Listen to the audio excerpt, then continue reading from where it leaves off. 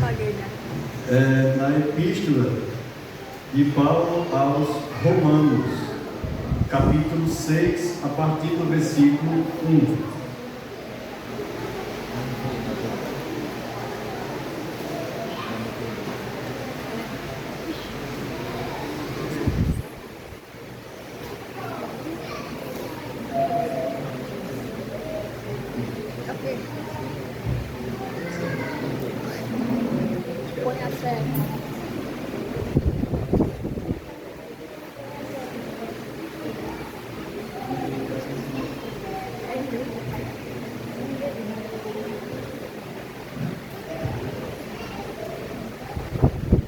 Todos encontraram? Romanos capítulo 6, versículo 1 diz assim: Que diremos então? Continuaremos pecando para que a graça aumente? Esta foi a pergunta feita pelo apóstolo Paulo àqueles ouvintes. De maneira que, durante todo aquele livro, durante toda aquela carta, Paulo vinha ensinando à igreja sobre o Evangelho da graça. E quando nós falamos sobre graça, quando ela é mal entendida ou mal interpretada, ela pode ser vista como um meio para o pecado. Quer dizer, eu posso pecar porque eu sou salvo pela graça. E a graça de Deus me perdoa. E Paulo ensinava que a graça, ela sempre seria maior do que o pecado. Que é o que nós já falamos várias vezes aqui para os irmãos. A dúvida que surgia entre aqueles ouvintes agora era a seguinte: pense comigo, se a graça de Deus será maior do que o meu pecado, então se eu pecar, quanto mais eu pecar, maior será a graça de Deus. Então Deus seria glorificado assim como o pecado. Só que isso é uma interpretação totalmente errada do sentido de graça. E neste capítulo, Paulo tenta então agora mostrar aos irmãos, fazer com que eles compreendam o que significa viver debaixo da graça. Viver debaixo da graça não é viver com liberdade para o pecado. A pergunta é: que diremos então? Continuaremos pecando para que aumente a graça? A resposta: de maneira nenhuma. Nunca foi esse o propósito do Senhor. Nunca foi plano de Deus que o homem vivesse no pecado. Nunca foi plano de Deus que o homem pecasse. Embora que, em sua soberania, certamente ele já tinha ciência disso, pois eles conheciam as nossas fraquezas e limitações.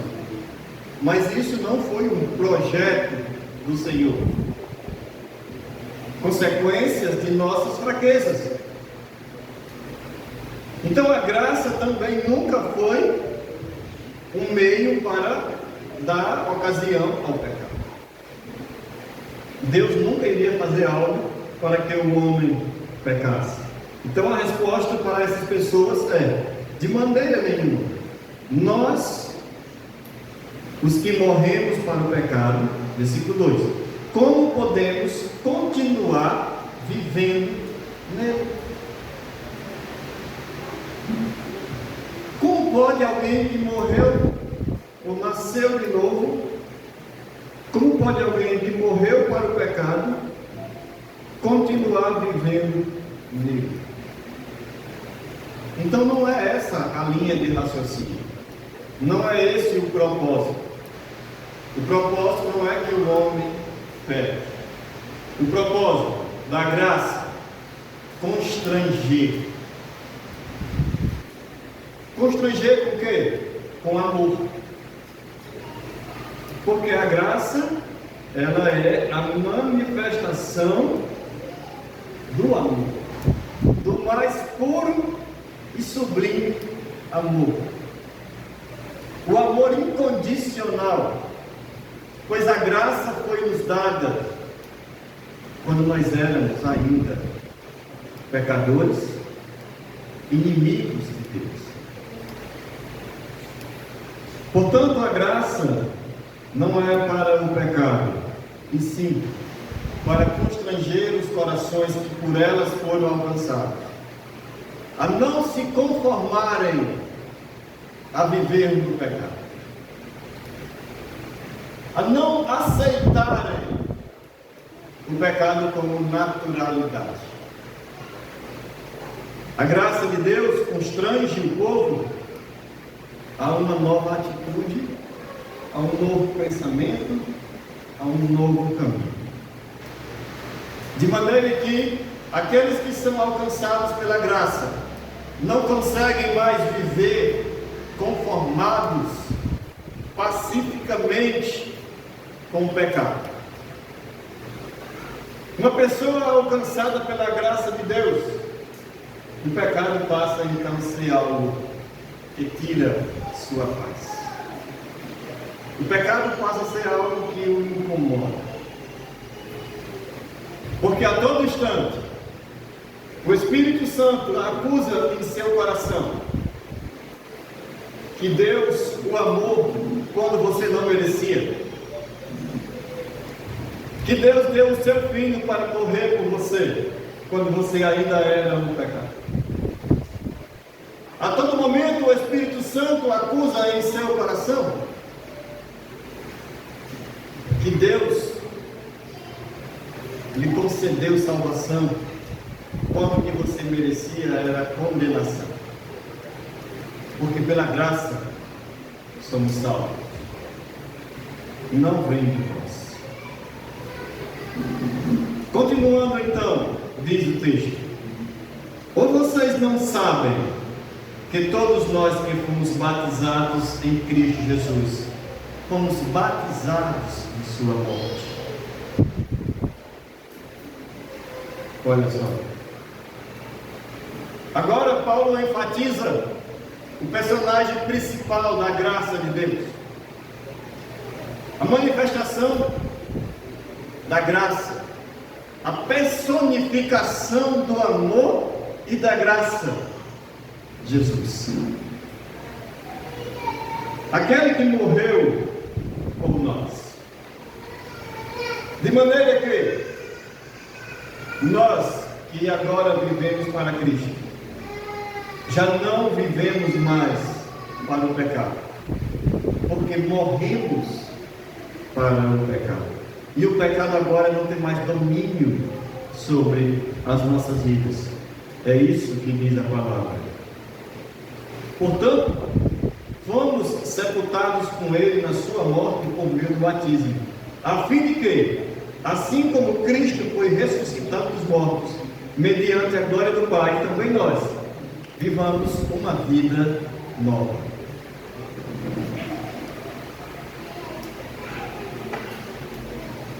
A graça de Deus, além de nos constranger a uma novidade de vida, ela transforma a nossa mente, ela renova o nosso entendimento acerca do que é a vida, acerca de qual é a vontade de Deus para a nossa vida. A graça maravilhosa de Cristo, ela abre os nossos olhos para compreender o propósito de Cristo em nós, fazendo-nos compreender, irmãos, que ao um propósito maior. A nossa vida não é algo aleatório. A nossa vida é uma vida com propósito. Nós temos um propósito. Deus estabeleceu um propósito para a nossa vida. E a graça é o meio ao qual podemos nós, assim, viver agora esse propósito. Entendendo a vontade de Deus, conhecendo os princípios a qual Ele estabeleceu para que possamos firmar a nossa conduta, moldando o nosso caráter, desenhando em cada um de nós a sua perfeita imagem e semelhança. Pois nós somos chamados e criados para sermos imagem e semelhança do Deus Todo-Poderoso. Amém? Você crê nisso? Você crê que você foi chamado por Deus, escolhido por Deus, salvo por Deus, para ser a imagem e semelhança de Deus? Se você crê nisso, irmãos, precisa viver por isso e viver nisso. Você precisa então acreditar que as promessas de Deus, elas se cumprirão. Que ele diz no versículo 5: se dessa forma, unidos a Ele na semelhança da sua morte, certamente seremos também da semelhança da sua ressurreição. Todos nós queremos fazer parte da ressurreição de Cristo, sim? Penso eu que sim. Penso eu que todos nós, vocês, assim como eu, claro, queremos fazer parte da ressurreição de Cristo. Interessante isso. Eu queria rapidamente um comentário com os irmãos sobre isso. Eu conversando com um irmão lá no Fortinho, e ele dizia o seguinte para mim: pastor, eu sou uma pessoa com muitos pecados, cometo muitos erros, mas uma coisa eu peço a Deus todos os dias nas minhas orações. Eu peço que quando Ele voltar, Ele não me deixe aqui, Ele me leve com Ele, porque eu não mereço, mas eu quero ir com Ele. E eu peço a Ele que Ele não me deixe, que Ele me leve com Ele. E eu fiquei aqui assim, olhando para aqui numa oração simples, algo simples, que aquele irmão falava, mas com uma profundidade tão grande, gente, que eu fiquei meditando naquilo. Poxa, às vezes nunca oramos nesse sentido. Oramos tanto pela nossa vida material, oramos tanto pelo aqui, oramos tanto pelo agora, mas às vezes esquecemos de orar: Senhor, lembra-te de mim quando vieres com o teu reino. Senhor, me leve contigo, não me deixe aqui. Porque é isso, gente. Quem vai levar-nos para o céu é o Senhor, amém? Amém. Ele, por Ele e para Ele. É Ele quem nos garante a salvação. É Ele que nos levará na sua glória. Então a palavra afirma que se você crê nisso, se você acredita nesta palavra, se você está unido com Cristo na semelhança da sua morte, quer dizer, se você está disposto a mortificar a sua vida aqui, você receberá também a ressurreição, assim como Ele ressuscitou. Por outro lado, se você também não deseja, não almeja viver uma vida com Ele aqui, ou seja, se você não quer morrer para Ele aqui, como é que você vai querer ressuscitar com Ele? Se você não quer tomar o cálice dele aqui, como você vai querer a glória? A graça de Deus nos faz compreender isso, né? Compreender que a salvação é dada por Cristo e não por nós.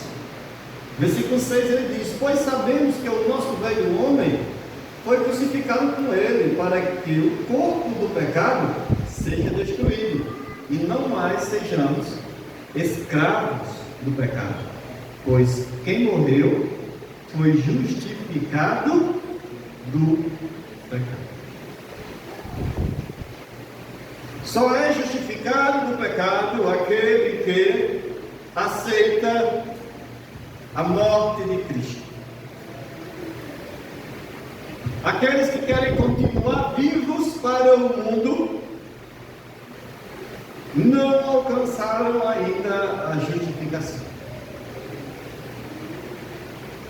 A justificação é cumprir a morte.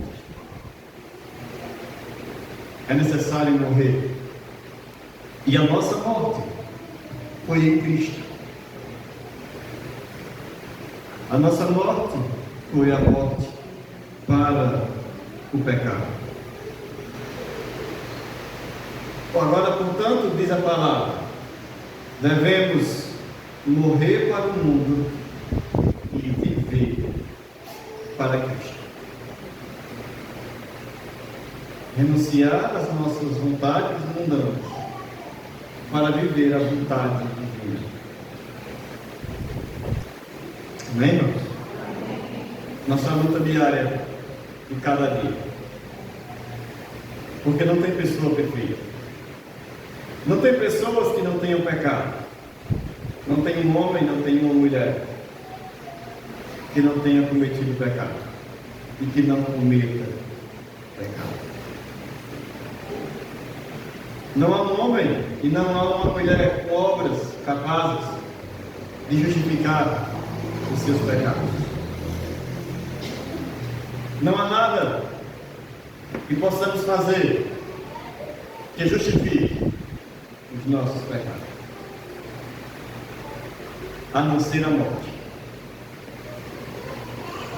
E Cristo nos oferece a vida, pois Ele morreu para que possamos viver. Ora, versículo 8: se morremos com Cristo, cremos que também com Ele, o quê? Faz sentido um negócio desse? Para você viver, você precisa o quê? Parabéns. Entendeu? Vocês são os melhores. Esse é o propósito do Evangelho de Jesus Cristo. Morrer para o mundo e viver para Cristo. Somente a graça de Deus pode transformar um coração enraizado no mundo como o nosso, a tal ponto de renunciar o mundo para viver pela fé a esperança da glória de Deus. Obrigado.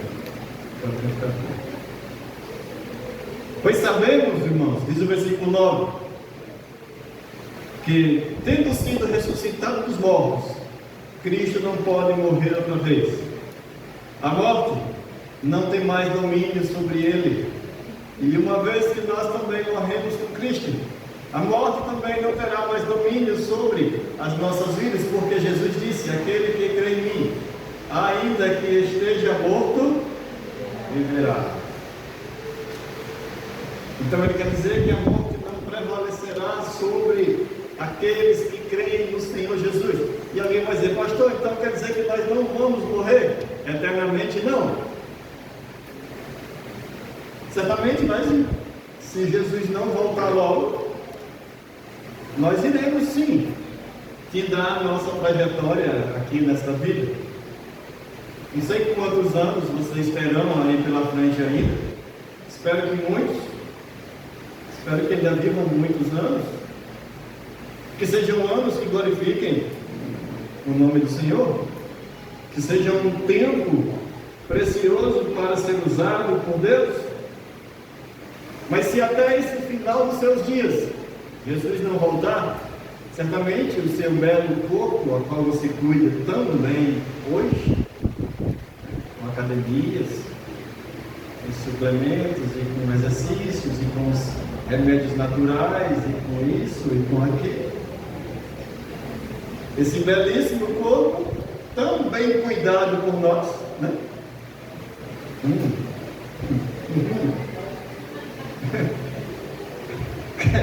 Cuida uma coisinha que vai mais longe. Não sei quantos dias, mas é só adiar o inevitável. Vai chegar ao fim. É uma ótima justificativa para quem não faz nada, né? Vai morrer de qualquer jeito, então. É uma ótima justificativa para quem não quer ir para a academia, muito bem. Mas vai chegar o fim. Mas apenas o fim para este corpo, porque a Bíblia diz que no último dia, aqueles que morreram em Cristo ressuscitarão para a glória eterna, irmãos. E a morte não terá poder, porque Cristo venceu a morte. E pela graça, Ele nos deu a vida eterna. É nisso que cremos, é nisso que confiamos. É nisso e é isso que assegura a nossa caminhada, a esperança da vida eterna. Porque morrendo Ele, morreu para o pecado uma vez por todas, mas vivendo, vive para Deus. Vivendo, vive para Deus. Da mesma forma, considerem-se mortos para o pecado, mas vivos para quem? Aí, já está acompanhando? Olha. O versículo 11, né, Eric? Assim vocês também considerem-se de fato mortos para o pecado, mas vivos para Deus. Essa é a proposta. Morrer para o pecado e viver para Deus. Eu sei que vai ter pessoas que vão sair daqui dizendo: misericórdia, eu não presto para nada, eu sou o pior de todos os pecadores. Glória a Deus que isso aconteça. Eu acho difícil ter alguém aqui para ser mais pecador do que eu. Aí a gente vai ter, como já teve uma vez, teve um que quis disputar, foi com ele.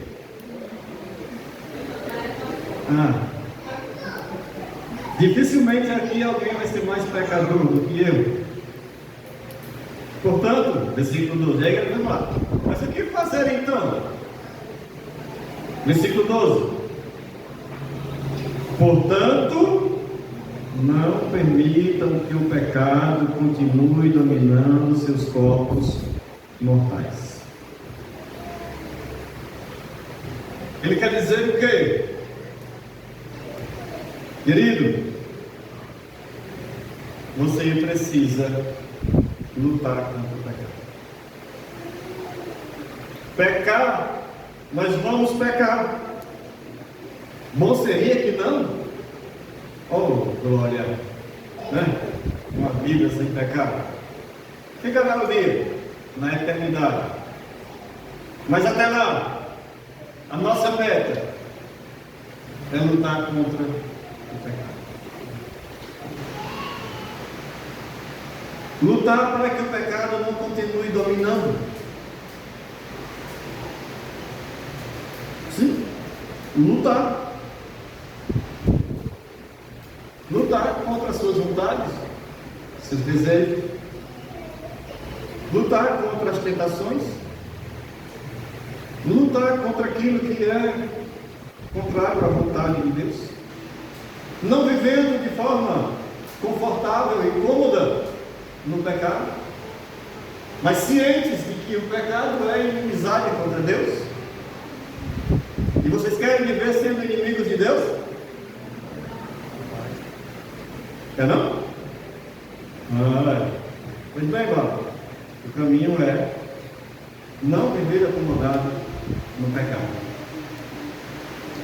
Buscar o Senhor, fazendo que vocês obedeçam aos seus desejos. Portanto, não permitam, versículo 12, estou repetindo, portanto, não permitam que o pecado continue dominando os seus corpos mortais, fazendo que vocês obedeçam aos seus desejos. Versículo 13: não ofereçam os membros dos seus corpos ao pecado como instrumentos de justiça. Antes, ofereçam-se a Deus como quem voltou da morte para a vida. Entenderam isso daqui? Não? Eu sei que a gente lê as coisas muito rápido, né? Mas está aí.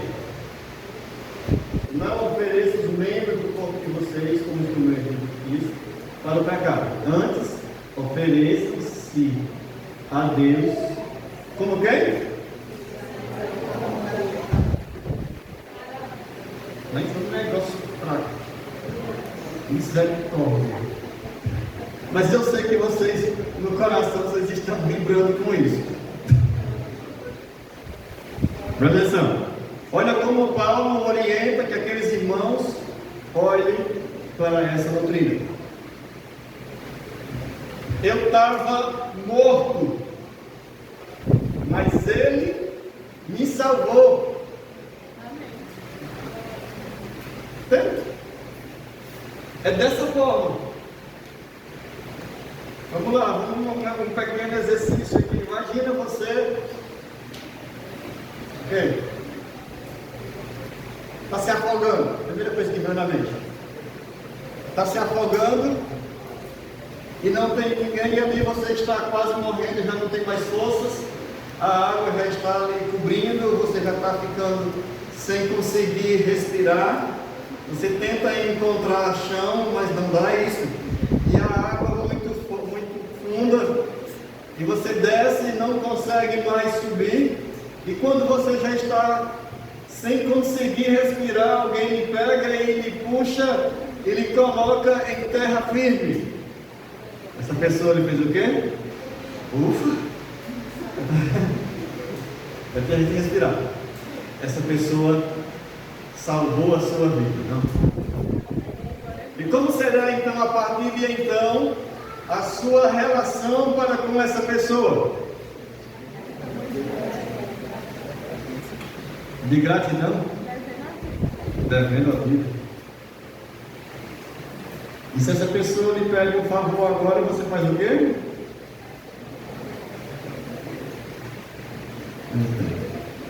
O pecado ele estava me sufocando, ele estava submergido, ele estava de uma maneira que já estava acima das nossas cabeças, não havia mais esperança nenhuma para o homem, ele estava morto, sufocado em seus pecados, e Cristo lhe tirou do pecado e pôs os seus pés sobre uma rocha. Ele deu a vida. É dessa maneira que devemos olhar para o Senhor. E quando o pecado bater na nossa porta, você vai dizer: o pecado, você que estava me matando, infeliz, e Cristo me deu vida. Entendeu? Você vai poder seguir aquele que estava te matando, ou aquele que te mata, ou aquele que te dá a vida. Portanto, antes ofereçam-se a Deus como quem voltou da morte para a vida, irmãos. Ofereçam os membros do seu corpo a Ele como um instrumento de justiça, pois o pecado não os dominará. Preste atenção nisso. Pois o pecado não os dominará, porque vocês não estão debaixo da lei, mas debaixo da graça. A graça de Deus que livra do pecado, e não é uma oportunidade para o pecado. Portanto, continuaremos no pecado para que abonde a graça de Deus? De maneira nenhuma. Como podemos nós viver? Nós que fomos salvos com Cristo. Que Deus abençoe esta palavra. Meditem nisso, mas meditem nisso imediatamente. Sabe por quê? Sabe o que vai acontecer quando vocês saírem daqui? Sabe o que pode estar acontecendo agora, nesse exato momento, na cabecinha de vocês? dos pensamentos. Sabe o que pode acontecer quando você chegar em casa? Quando você estiver na rua? A todo momento o pecado está batendo ali na sua porta. Então nós precisamos meditar nisso com urgência. Nós temos pressa. Nós temos pressa. Que Deus nos abençoe no nome do Senhor Jesus.